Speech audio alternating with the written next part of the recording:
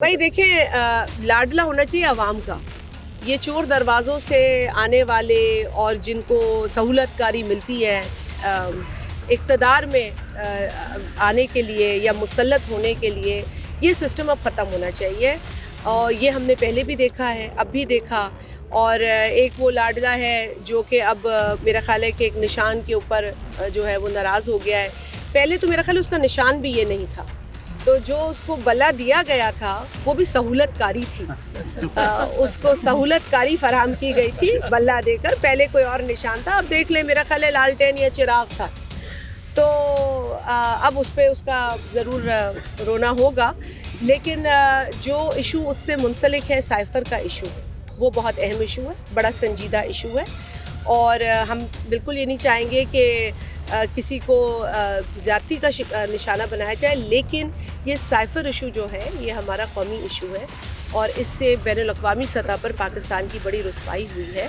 और बिलावल साहब ने भी फरमाया कि जो अमेरिका एक सुपर पावर हम कहते हैं, उसका जो सदर था ट्रम्प, उसने भी जो इम्पोर्टेंट दस्तावेज़ थे, क्योंकि ये होते हैं क्लासिफाइड, साइफ़र होता है क्लासिफाइड, और क्लासिफाइड डॉक्यूमेंट के साथ ये तमाशा नहीं होना चाहिए था जो कि इमरान नियाज़ी ने किया।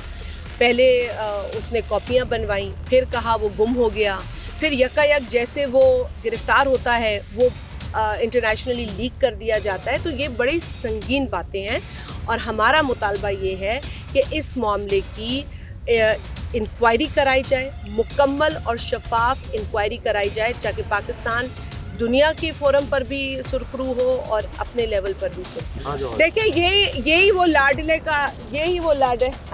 वालेकुम अस्सलाम, यही वो लाडले का एक ट्रीटमेंट है। हम ये कहते हैं कि ये स्पेशल ट्रीटमेंट देकर सहूलतकारी करके किसी को आगे लाना मुनासिब नहीं है।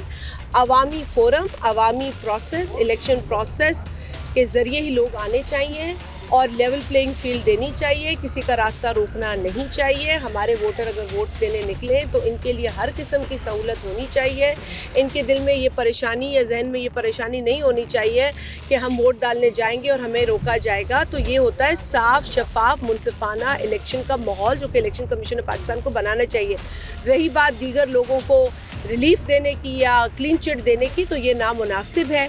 मतलब वो नैब जो हम हमेशा कहते रहे हैं कि सियासी इंतकाम के लिए बनाया गया, सियासी इंतकाम के लिए इस्तेमाल किया गया, और अब वही नैब धड़ाधड़ जो है वो क्लीन चिट दे रहा है। यकायक उसको कोई जो है वो दूध से धुला नज़र आ गया, तो ये मुनासिब नहीं है। इन पर उंगलियां पहले भी उठी हैं और फिर उठ रही हैं। इनको अपनी कारकर्दगी पर गौर करने की ज़रूरत है। और आपने पूछा आइंदा वज़ीर आज़म, तो मैं तो कहती हूँ वज़ीर आज़म बिलावल।